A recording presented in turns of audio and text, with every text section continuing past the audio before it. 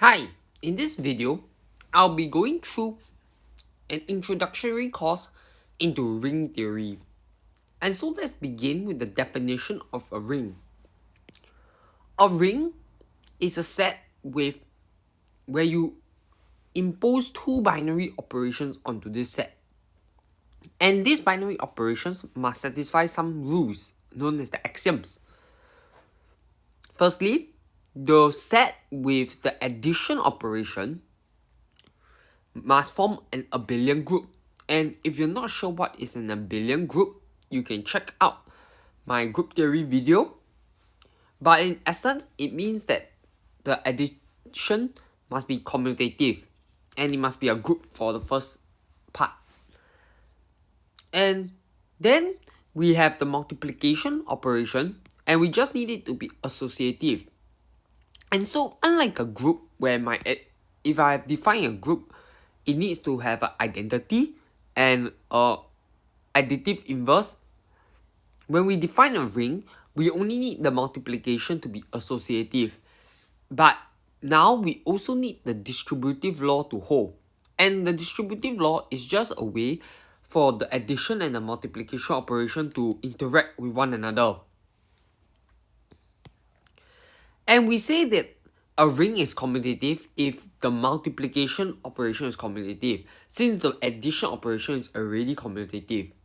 And it's said to have identity and we call this identity usually 1 when 1 times A equals to A times 1, which equals to A for all A.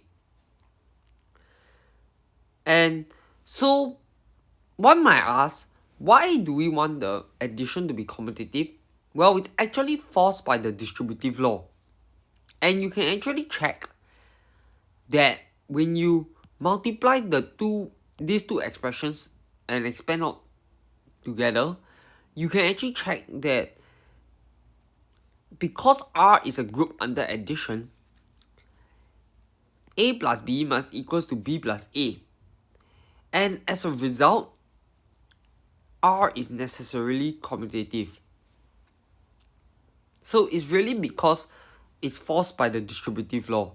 And you can just check using these two expressions to see why it must be that A plus B equals to B plus A. Now, when a ring has both the identity and every element that is non-zero has a multiplicative inverse, then we call this ring a division ring. And if this ring is commutative, meaning the multiplication operation now is commutative, this division ring, then a commutative division ring is known as a field. And so a field now you can just think of it as a commutative ring with an identity and every non-zero element has a multiplicative inverse. That's how you think about it. So you can see how definitions are stacked upon one another. So in another separate video where I taught about groups, you learn the basic building blocks.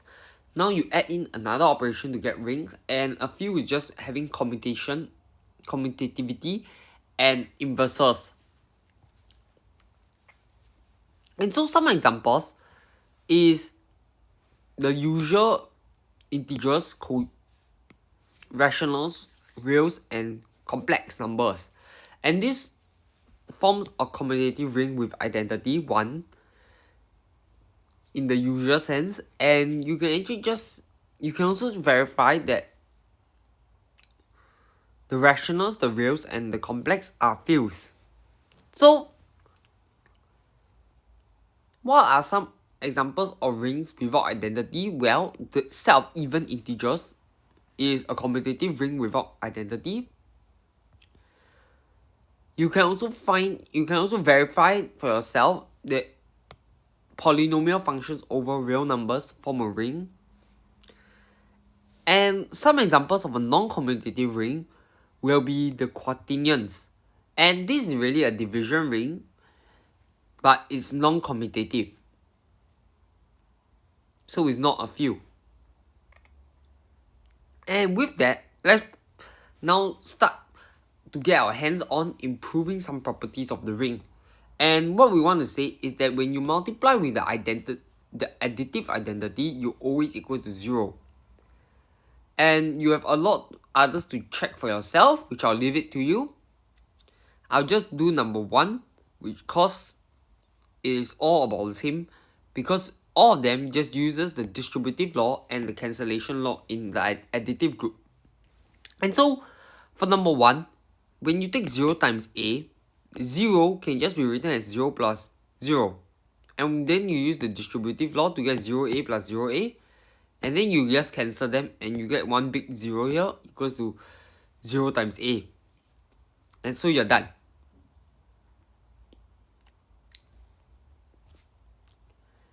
And so the next part we want to define is we need to first define what is known as a zero divisor. And that is elements that multiply together that equals to 0. And then you just call them the zero divisor. And then an element is known as a unit if when you multiply someone, this element has a multiplicative inverse. And then we denote the set of units as Rx. So, and then we can actually see that this set of units under multiplication will form a group.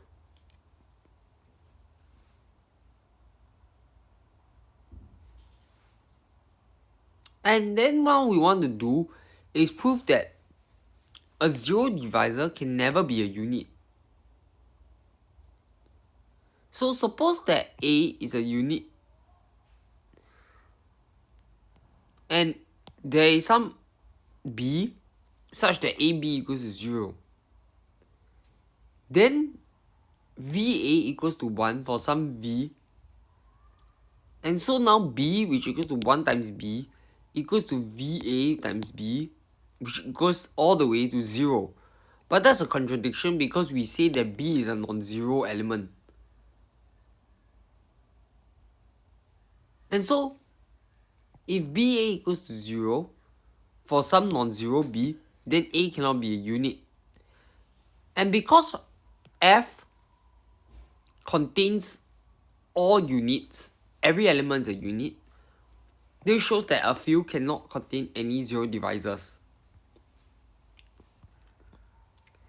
And so now we want to capture the property of having no zero divisor. And we say that is an integral domain. So a commutative ring with an identity. So we need to start off with first a commutative ring with an identity. And then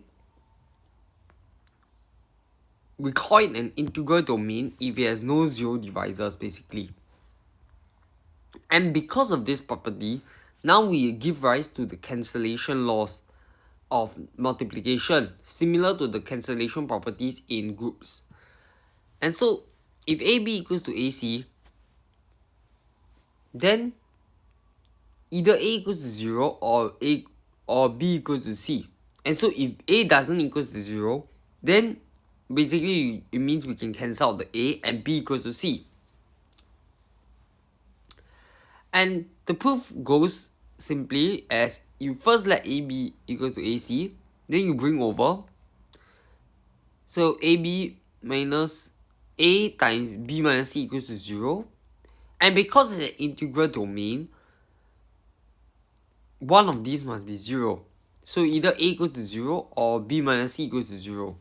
And it's clear that now B minus C equals to 0 is equivalent to saying B equals to C. And we're done. So, and then we can now prove that a field is an integral domain, but the converse may not be true. So there are integral domains without fields. And so now what we want to say is that any finite integral domain is a field. And really, because it's finite, when you create your mapping, you realize that it is surjective and injective. So every element will have an inverse, and hence R is a field.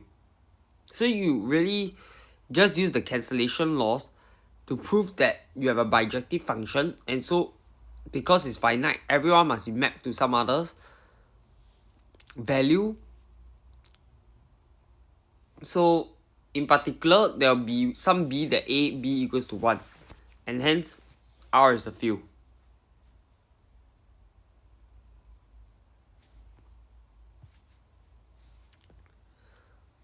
The last part of this section, I'll just wrap it up with defining what is a subring, and it's a natural definition that it is just a subset of R that when you define the same multiplication, it forms a ring.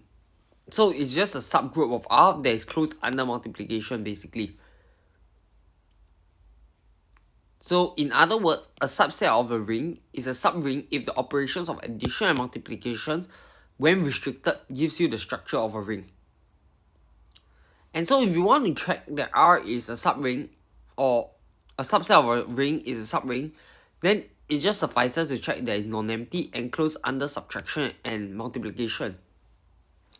So the reason why for subtraction is because you need it to be subgroup. So you need to have inverse. So you can just check that it's closed under subtraction and multiplication. And of course you need to check that distributive laws holds too. And so some examples of subrings will be the integers is a subring of rationals and the rationals is a subring of reals.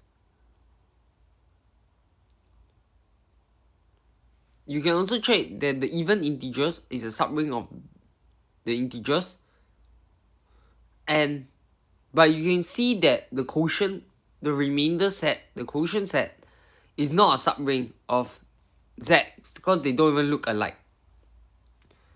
And the ring of all differentiable function is a subring of continuous, which is a subring of all functions. So these verifications, you can just try it out yourself. And now you can just practice more and you familiarize yourself with the definition of a ring and integral domain. This is all for this video. I'll catch you in the next one. Bye.